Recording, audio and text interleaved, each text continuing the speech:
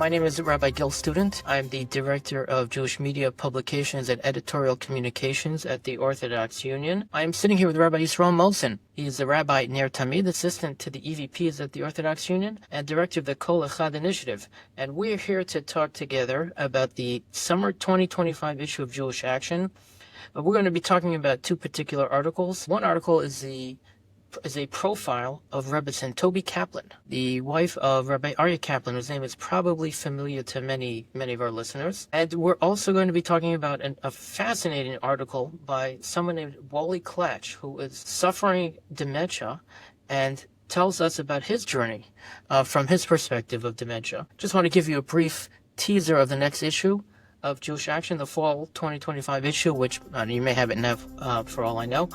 The topic of that issue is how to build a community, in which we profile specific individuals who moved to a community and had an oversized impact, and it might give you some ideas on things that you can do to make a real impact in your community. For now, we're going to be talking about the summer 2025 issue, and I hope you enjoy the conversation. One of the articles that struck me in this magazine is there's an article about Rebbetzin Tobi Kaplan. Rebbetzin Kaplan was married to Rabbi Aryeh Kaplan, and her story, just like her husband's story, is very much outside of the box. Rebbetzin Kaplan, she grew up as a child in the Mississippi Delta. She was not observant. She had very little connection with the Jewish tradition. And her connection to the Jewish tradition was when she would go to Louisville, Kentucky, and spend time with her grandparents, who were a little bit more observant, but not too much. So recognizing how the kochos, the tremendous powers that she had, the potential that she had. Her parents heard about a young rabbi who was in Louisville, Kentucky, and said, why don't you make yourself an introduction to him and maybe see if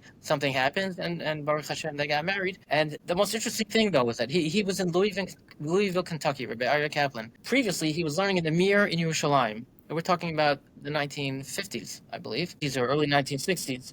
And he went from a year in Yerushalayim and up to Louisville, Kentucky, teaching, I think it was at Hebrew school. And Baruch Hashem, they got married. They had many children, 9 children. They wandered around. He went to different places to advance degrees in physics.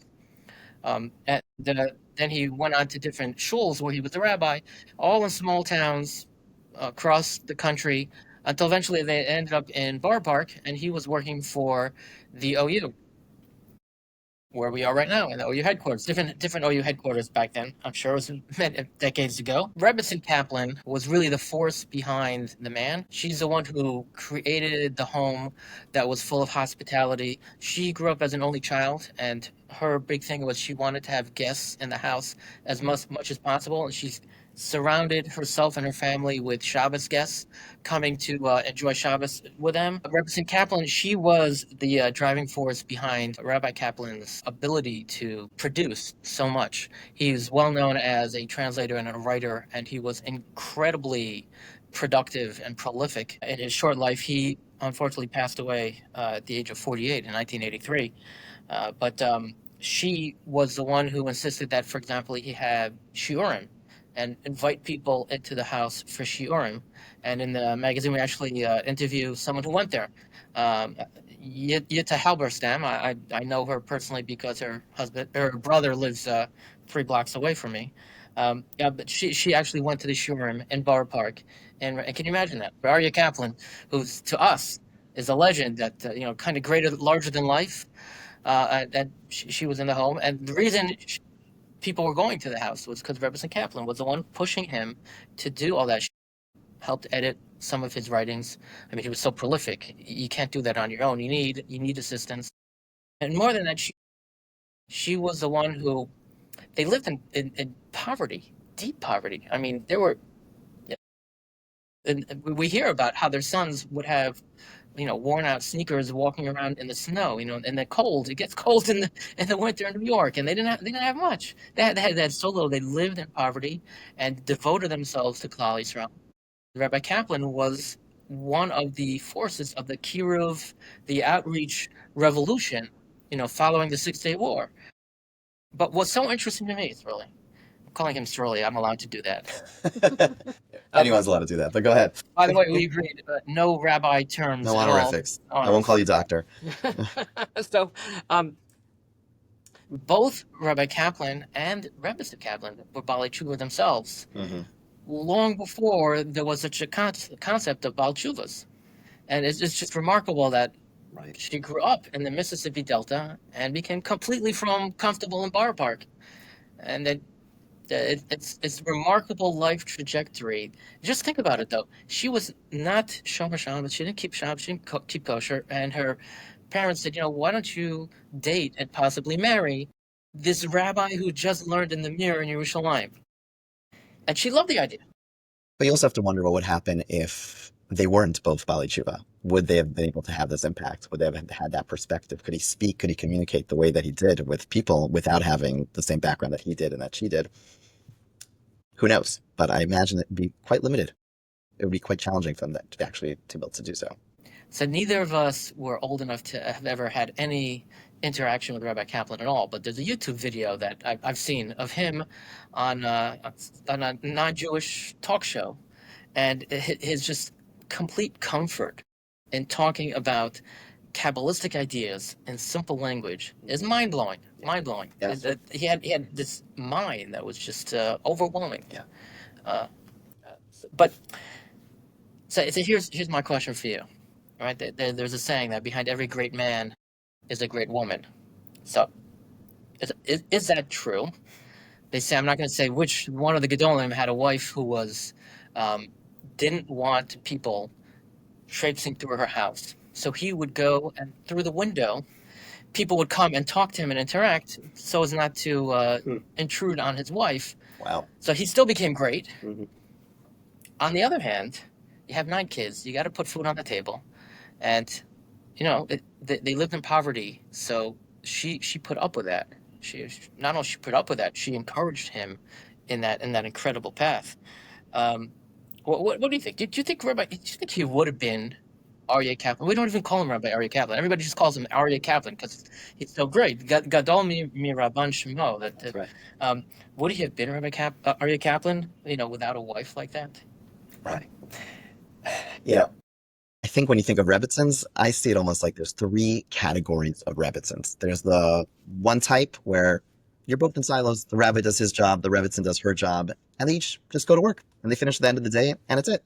And then there's a second model where the Rebbetzin is kind of supporting from the background, encouraging, making sure that everything's going smoothly, making sure that her husband and his ability to do what he needs to do is really being met.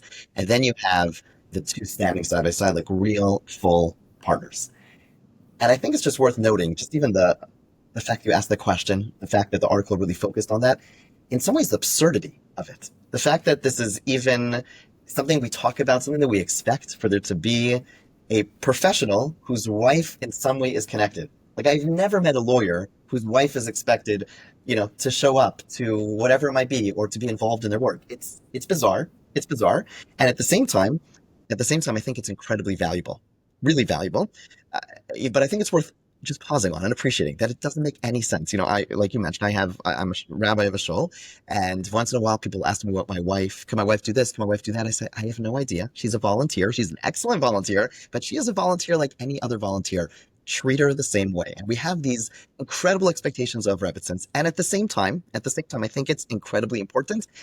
And I really hope it's not something which is, lost today, where this was only true back in the day when you had a household where you had the woman staying at home and therefore able to support their spouses. I really hope it's not something that we lose, because I think there's so many incredible benefits to having a Rebbetzin like Mrs. Kaplan, Rebbetzin Kaplan, who is able to really support her spouse. So, for example, the rabbinate is all-consuming.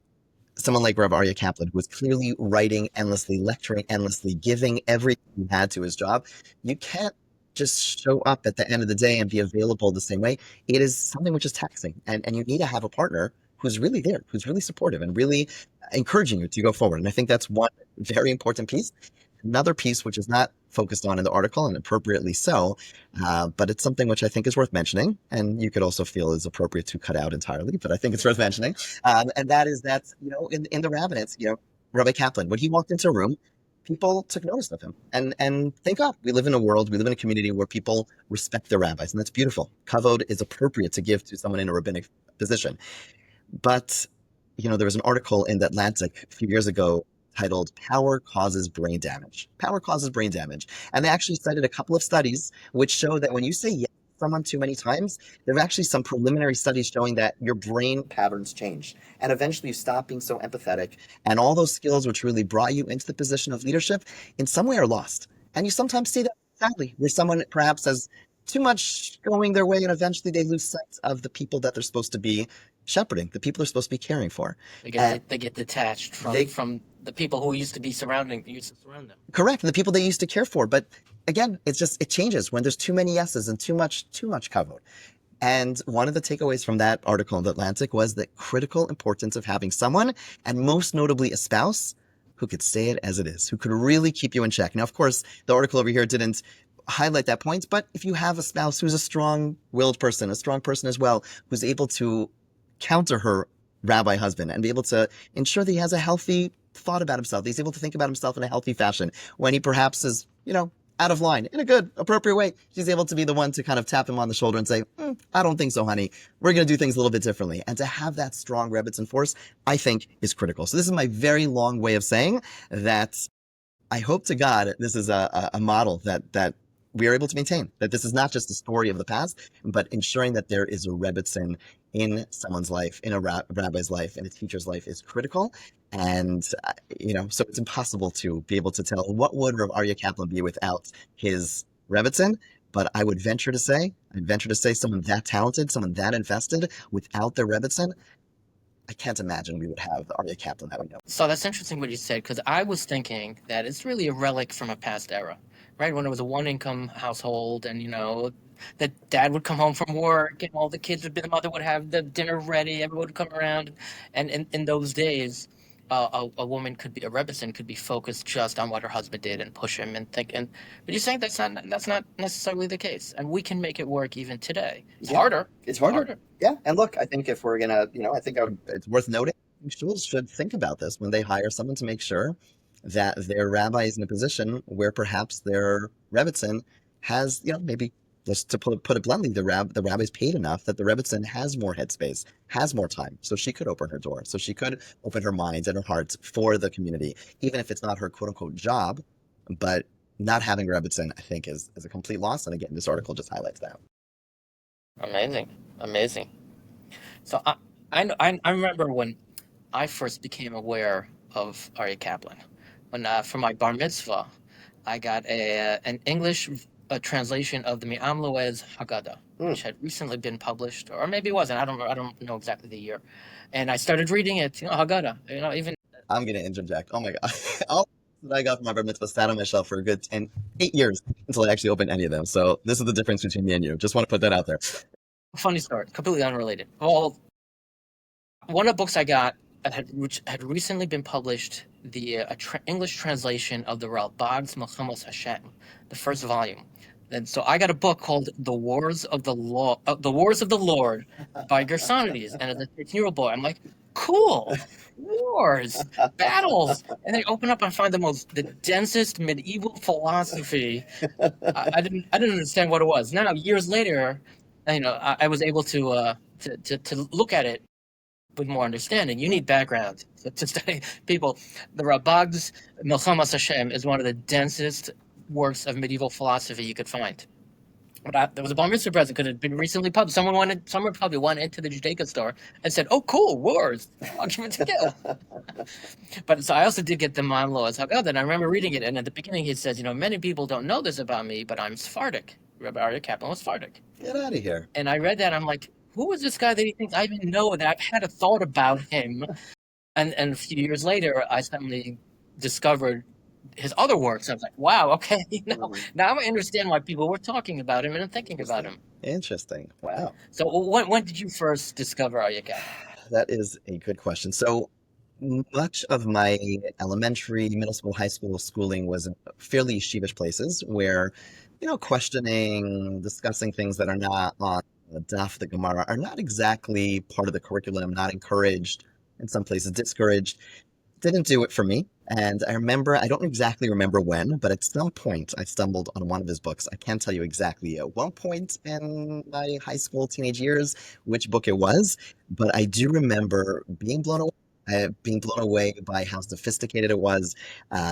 It addressed questions like a real, authentic way. It was eye-opening. It was encouraging. It was encouraging to ask, to think, to explore. I found that amazing. I think one of the things that stuck out, and I think in more recent years after he wrote this, someone else got in trouble for sharing a similar source, and that is one of the things he speaks about in one of his books is the eight verse, which is a bit of a hot topic. A bit of a hot topic. So we're not going to talk about that Tell me today. about it. But it's a hot topic, and he just addressed it in a very, there are many people who try to bridge science and Torah, and sometimes it gets a little convoluted and really overly complex, and perhaps just ideas that are really hard to understand and hard to really take seriously. And he just went about it in almost this effortless fashion, trying to demonstrating how there's really not conflict, and we could address these issues. We could talk about these things, acknowledge the challenges that exist.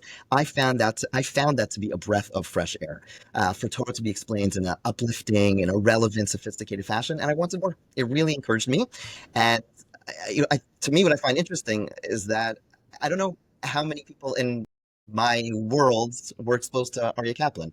Aryeh Kaplan is more typically seen as the books that he wrote were more typically written for Bali Tshuva, for perhaps the NTSY world, the day school world, which is a pity. It's a pity, but I would also just, again, speak from my personal experience. It has so much relevance to every population, and I'm finding that more in the later years, when at a later point in my life I was doing some outreach and trying to look for a model of someone who could speak to deep Jewish ideas in a real way, in a way that things down in an authentic voice. And I remember looking for the Aryeh Kaplan books on my bookshelf. It really gave a model of what it means to teach in a way that doesn't have fluff, in a way that has real Torah sources, and also relevant. I actually never saw even a video of his, but he doesn't strike me as a cool person per se, but he was so cool because he was relevant, and relevant doesn't mean talking about the latest fads. Relevant means he's talking about questions that people are dealing with, which I thought was, again, also refreshing, and there's no topic to be afraid of. So If I could, yeah, there's a video on YouTube. Everybody should check okay, it I'm out. gonna have to check it out. And he speaks almost in a monotone, like completely calm I love it. and effortless and completely convincing and just comfortable with all the facts. Really unbelievable. Interesting, but there's no charisma. I mean, it sounds like it did from the pictures. It doesn't look like a charismatic individual, but he had content. He had real, genuine content that spoke to you. That's what I love. I hate charisma. I don't trust charismatic people because I think they're just manipulating me, and maybe not even intentionally, Right. but I'm worried about being manipulated. There's a Maharal in what's the sefer called? He has What's it about? he has a section on Torah.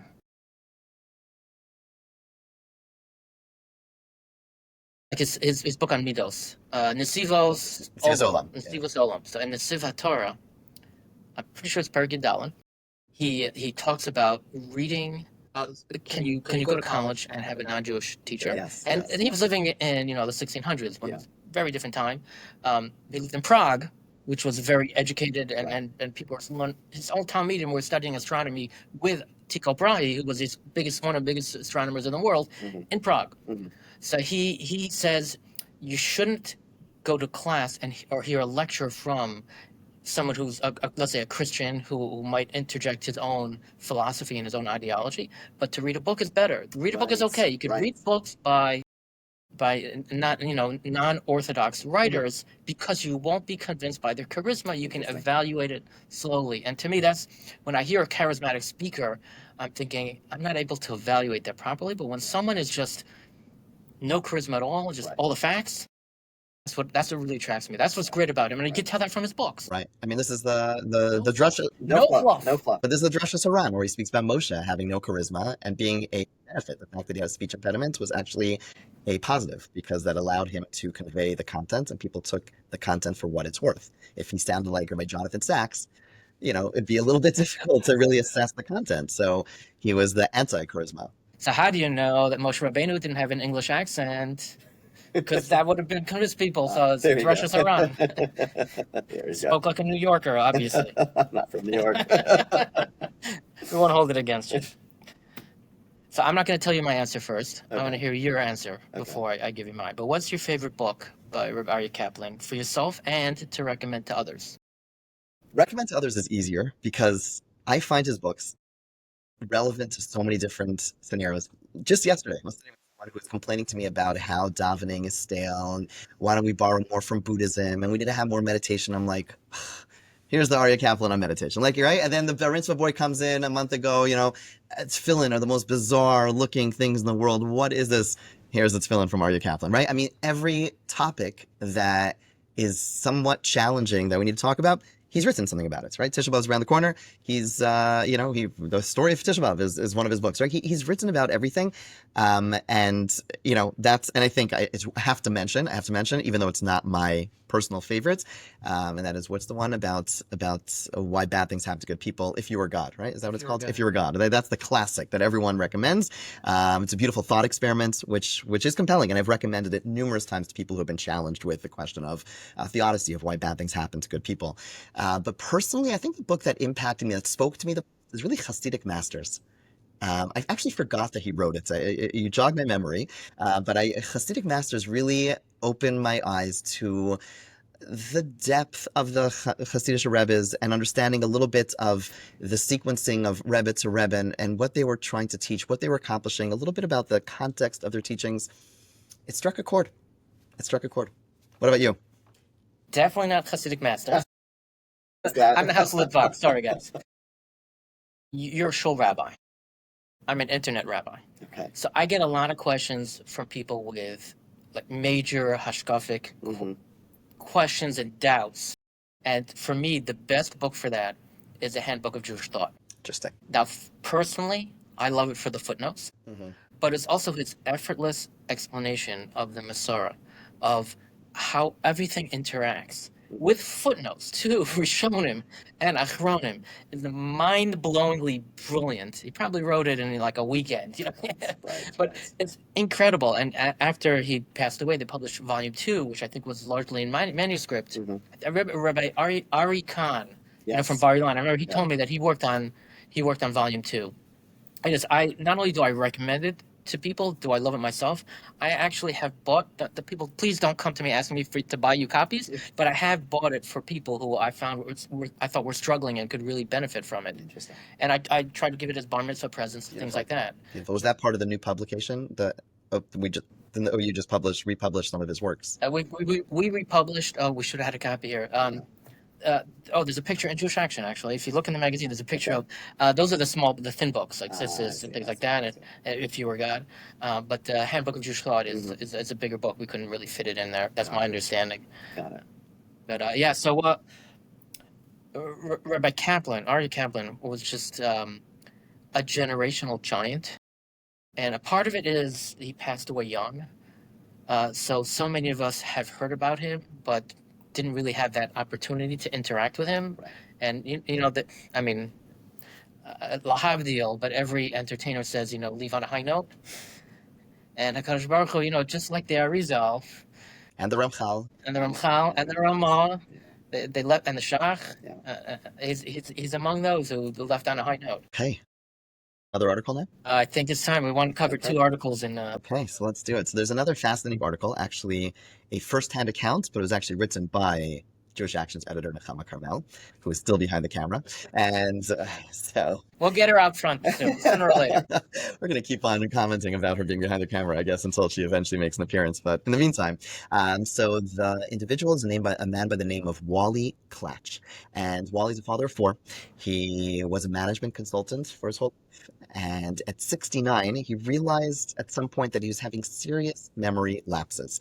And I really appreciate what happens next because, you interact with people sometimes who have serious memory lapses and they will continuously chalk it up to being about old age. Because the alternative, which is some level of actual cognitive decline, some form of dementia, is frightening, really frightening. But this individual, you could see a little bit of his character coming through, a person who seemingly faces challenges, obviously went immediately to, I believe it was Hadassah Hospital, and indeed was diagnosed with MCI, which is mild cognitive impairment, an early stage of dementia. And in this article, it's a short article, but very beautiful, he goes on to describe the humility that he has to have. This is a person who is an accomplished professional, but the humility that he needs to cultivate, to develop in order to constantly seek help. He's a person who used to help people, guide people, and here he is constantly saying, "Can you please help me?" Not an easy thing to do.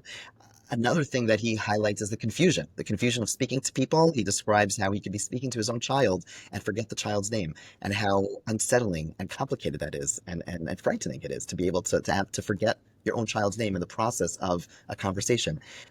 And at the same time, it's really fascinating to hear a person describe the process they're going through while they are declining. It's almost like you're watching like a slow motion, someone falling down, right? You're like watching still by still by still, and that's what's happening over here. And to some degree, they're losing a part of themselves, but the fact that they're able to describe their situation, it gives you that freeze frame. You're watching as the process is happening. That said, it's actually a very positive piece because he describes how in losing some of his cognition, it actually in some way opens up his heart. It opens up his emotions, and he finds himself being a much more emotional person. Uh, I find to be a fascinating idea. I imagine like someone like Oliver Sacks probably wrote about these types of things where you lose one type of feature and then another one comes in the way. And here's a person who's clearly a very thoughtful person, a person who very much saw himself as a thinker, and here he is hugging people in the streets who he appreciates, which is beautiful. I find to be incredibly beautiful. And he himself is on a mission to encourage people to talk about death, to talk about dying. And the article finishes in a very poignant way. And I'm actually going to quote the article if that's okay, because I found it to be very beautifully written. And he writes, I guess it's a spoiler alert because I'm jumping to the last paragraph, but it's just such a beautiful. I give you permission. Thank you, Gil. I appreciate that. I'm trying to live more fully and make every moment of my present life that much richer. And this is a very important idea, an idea that we all know in the back of our minds. Maybe we're reminded on Yizkar, our important times, or when we go to a funeral, but that when we come face to face with our mortality, it awakens us. And here's a person who is very real with the fact that they are facing the mortality, and they're using it to encourage themselves and to motivate themselves to really live a richer life, which is amazing. And we should all really follow in this person's footsteps. Now, the last thing we spoke about was Aryeh Kaplan, and I found it kind of ironic. If I remember correctly, and I could not find this, but in one of Rabbi Aryeh Kaplan's articles, he speaks about what does it mean to be an individual. Actually, speaking about AI, he's speaking about technology, and as it develops, what does it mean to be human? He's speaking about different machines. They'll replicate humans to a large degree. And if I remember correctly, the conclusion that he comes to is ultimately memory plays a significant role in really defining who we are as humans, that our memory is critical. And this obviously poses a challenge to someone who experiences memory loss and eventually doesn't have their memories or is not able to access their memories. Who is this person? And there's not just a philosophical question, there's a very practical and tragic question. You have people who have their loved ones, whether it's a parent, whether it's a spouse, and their loved one doesn't recognize them. And conceptually, they struggle with, who is this person I'm talking to? My spouse, who before, every time I saw them, I saw within them all the experiences that we had, all the challenges, all the joys, and they don't have that anymore. Who is this? And I'm just wondering if you have any perspective, whether it's philosophically or very practically, how do we look at someone who experiences this level of memory loss? So the quote from the article, when I read that, what struck me is I used to have a boss who was a little depressing in some ways. And he used to say, once you hit your peak at, neither of us are doctors. Once you hit your peak at the 20, 25, whatever the peak is, we're all in the process of dying. And his perspective towards later in life, going through dementia, thinking about the process of dying and trying to make the most out of life, to me, we should all be thinking that way once we hit 20, 25 or whatever. Yeah. It's all downhill from there. Yeah. Mr. Hashem, it should be a slow decline, but our bodies are slowly falling apart. And once you hit 40, I remember the day I hit 40, my back started hurting. Now, I think that was psychological. Probably in your head, but yeah. There's the beautiful, the Rabbi Mashal used to say this every year. I don't know how he got away saying the same drasha every year in Yom Kippur. Blows my mind. But he used to say this beautiful thought from the Chafetz Chaim, who talks about a postcard. Remember those? And talks about a person writing a postcard. And when you start writing a postcard, you write. And then when you realize you have more to say, but you don't have so much room left, the writing gets smaller and smaller and smaller. And it's that idea. Then when we recognize there's an end, that it's going to finish at some point, then we start cramming it in. We're supposed to start cramming it in and really try to make sure that we're living a meaningful life. So when he's, what is he, in his 70s now? Yeah. 70s, something? Not call exactly. More or less. We're not going to hold him somewhat to even though he's behind the camera. We should be thinking about that in our 40s. Yeah. I remember hearing stories about Gedolim who, like, on their deathbeds had, I need to finish the Sefer, I need to finish Shas one more time, and you could start that in your 40s, and Mr. Hashem, you should live a long life and accomplish a lot. But we got to plan. A lot of Jewish thought today is about how don't think about the future, think about today, and try to make the best of it. Live a simchas chaim, and I'm not like that at all. I believe you should be constantly be thinking about death. You're a pretty joyful person. I just want to point that out. And try to make the most of your olam haba. So Sharm, you mentioned the Ramchal.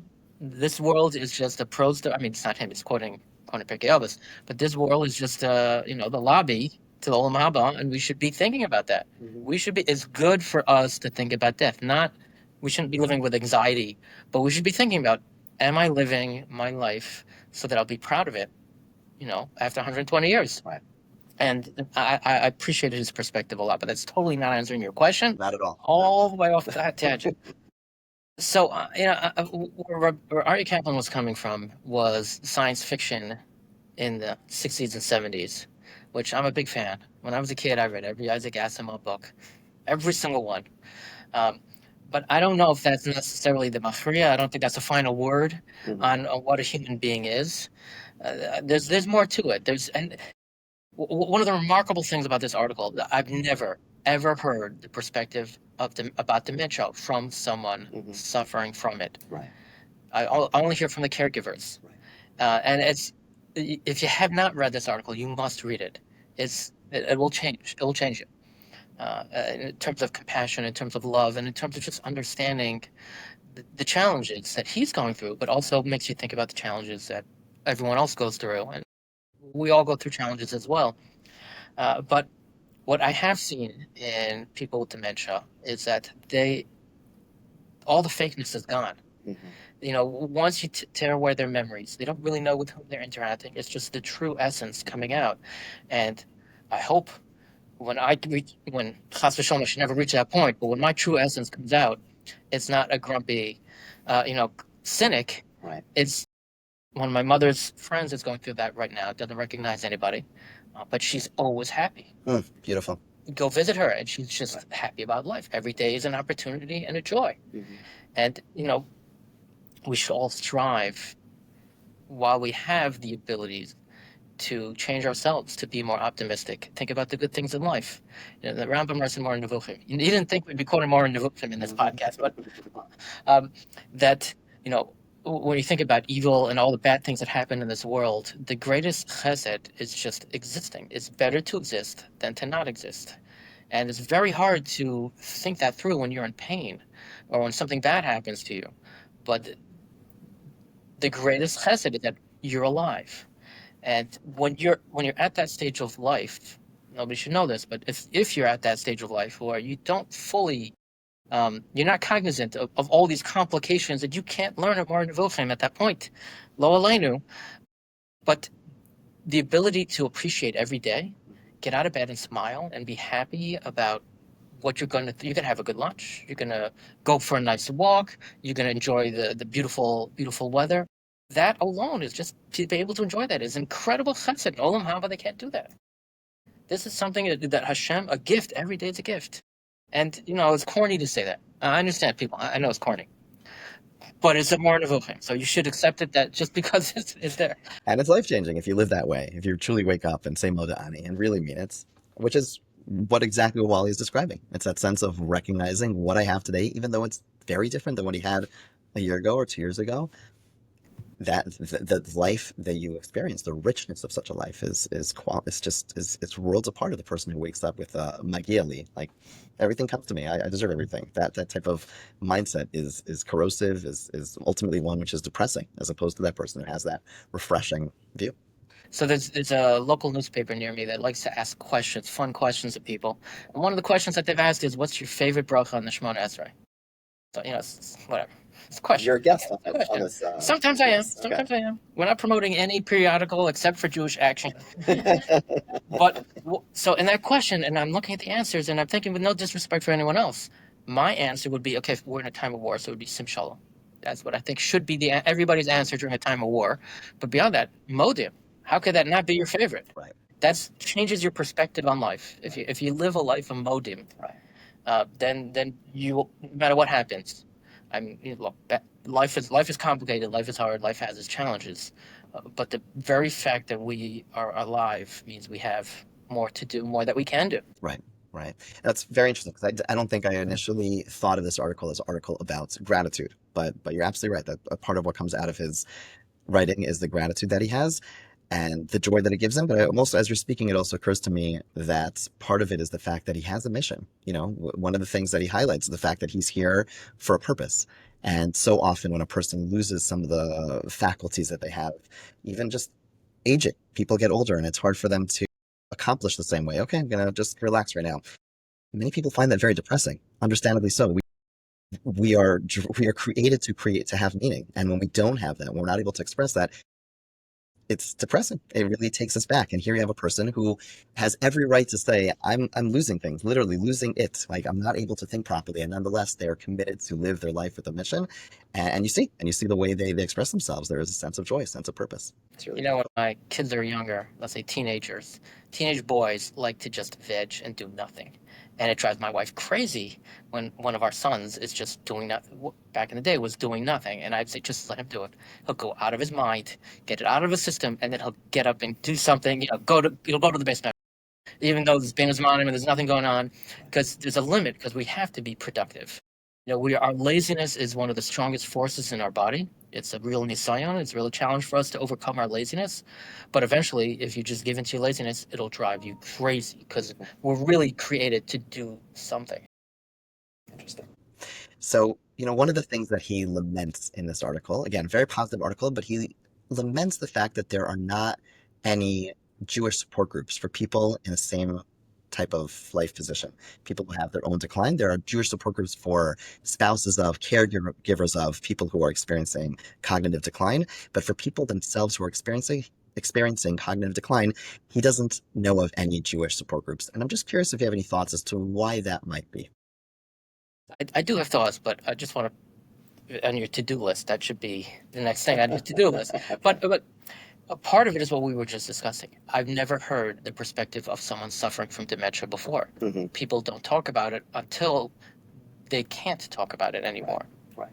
And maybe now is the time for the awareness is now there. This article has brought the awareness, and maybe we'll create these types of support groups. But the other thing is that, I mean, sadly, it's a temporary stage where you're far enough in the process that you recognize that you have dementia and you've accepted it and you realize what's going on, but it hasn't gone so far that at some point you can't deal with it. You can't have a support group. So I don't know if there's really a population that can get together and talk about it.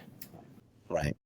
Right. My impression was that it was more of a Jewish, again, I did not do the research, and thank you for the homework, but, it sounded like there was a dearth of Jewish support groups, but there were support groups that were non-denominational that existed for this population. But And that's another thing. Maybe we don't need a Jewish support group for this. It's a very important point to bring up. I just was speaking to someone, sent them to an AA meeting, and they came back. They said it was so non-Jewish. There's nothing, when you need support, you don't necessarily have to go to a Jewish space. As long as no one's, proselytizing or talking about their faith per se, healing is universal. And I agree with you. I'm not sure if we need a particular Jewish bend on some of these things. We believe that there is wisdom and there is knowledge and there's growth to gain from the broader world, and we should take advantage of it. And sometimes we lose out by looking for particular hefsharnets. I know we're at the OU, we love hefsharnets, but at the end of the day, so many things could be appreciated in the broader world. And I agree with you. I think a general support group might be very valuable. On the other hand, though, particularly with people with dementia, I mean, everybody's like this, but particularly with people with dementia, being around things that are comfortable to them, and having the objects and the words bring a lot of comfort and actually helps them just have more, reduce the symptoms to some degree. Right. It's very low, but it's very important. So maybe there is room for a Jewish support group just so they can talk about the things that bring them the most comfort. Yeah, that's a good point. There's a lot of discussion about moving a patient who has dementia from their home into a facility and the impact that it has, even though their memory seems to be completely gone, but the comfort is something which impacts them significantly. So that's an excellent point. One last question for you, and that is that he mentions that he would love to learn more about Torah sources that refer to dementia or memory loss. I'm curious, what have you found out there? What Torah sources can we speak to about memory and specifically about memory decline? Like I can go to the obvious. I'll just go to the obvious, and that's there's a halacha, and there's a Gemara in Brachos stuff, Chesamad Beis. Don't check me on that, but that's what I believe about. You should be careful about a Talmid Chacham who forgets his Torah, and compares him to the broken tablets, the Shivrei Luchos, and just like the Shivrei Luchos, Moshe Rabbeinu carried around with him, treated with enormous respect. We also have to think of a Talmid Chacham who lost his memory. I mean, but think. Hold on, let's take a step back. Talmid Chacham is an intellectual, someone who devoted his life to intellectual pursuits.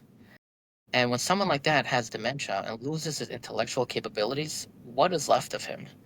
If he's in the stage where he recognizes what's going on, think of how depressed he must be, how frustrated he must be that the one thing that was most important to him is gone. But the Gemara specifically says to someone like that, you have to show the same respect that you used to show to him. Beautiful. And there's of course the I remember when I started learning Gemara, and I used to come across Rav Yosef every once in a while, and I thought it was a little, the Talmidim were joking with him. They would say something. Rav Yosef said, "Oh, that's great. Where'd you hear it?" And they would say, "You taught it to us." And you read Rashi, but you don't really fully appreciate it until you see it so many times. Rav Yosef was the Gadol Hador who was known for his memory. And then he got late in life, he got sick, and he forgot a lot of it, and he started to bring some of it back, recover it to some degree. But his Talmidim were not saying, they're not joking with him, they're not making fun of him, chas v'shalom. They were, if anything, they were trying. I think the way I interpret it, they were trying to give him comfort. Right. You taught it to us, Rabbi. We are continuing your work when you can't do it anymore. We're bringing you to your legacy. We're continuing your legacy, and that's to someone at that stage in life, seeing children and grandchildren. If they should have, but not everybody does. But if they do, seeing their continued legacy is so important to them, because they realize that they accomplished something in this world. And as accomplished as someone may be, he might have been the CEO. He might have been the CEO of a company, or might have done all sorts of incredible things. He might have invented things or built things. He might have been an architect. Who knows? At the end of the day, what are they leaving behind? And it's the family, it's the children and the grandchildren. So that, I think, brings them a lot of comfort. And even when they don't recognize who you are, and you tell them, I mean, I've seen this, and they say, "Oh, sometimes I've seen it. I'm glad I raised a child like you." Wow. Yeah. And I'll just finish with this, because I love the Gemara that you quoted, because it doesn't say you should have compassion on those shattered tablets. It says you should have respect, if I remember correctly, right? In other words, there's a sense of respect, right? And in terms of the relationship that we're supposed to have, you have a spouse, you have a parent, who now it's never, oh, I feel bad, I want to look out for them. But the Gemara actually asked us to do something which is not so simple. Asked us to remember what they were, what they stood for, what they've accomplished, and recognize them for who they are right now, and to respect that, not just have compassion, but to really treat them with the kavod that they deserve. Thank you. And this should be another podcast, though. Just treating a sick parent, elderly parent, is so hard because of that. Because you have to show them the respect that they deserve. Right. It's one of the 10 Commandments. But you're taking care of them. It's a reversal of the roles. There's so much there. I mean, I can only. I'm not qualified to even talk about it. But we all know how difficult that is, how hard it is, and how great it is. Nobody is perfect. Nobody can do it perfectly. And it's impossible to show proper respect to a parent when you're changing their diapers, or I don't know, taking care of them in any of these really difficult ways. But the effort is so important, just to them, to you, and to your kids who see what's going on. So on that really positive note, I guess this will end the first of Amir Hashem many podcasts where we discuss Jewish Action. Jewish Action magazine is at jewishaction.com. It's a magazine of the Orthodox Union, and we're discussing the summer issue of 2025 today. So thank you for listening. Thank you for having me.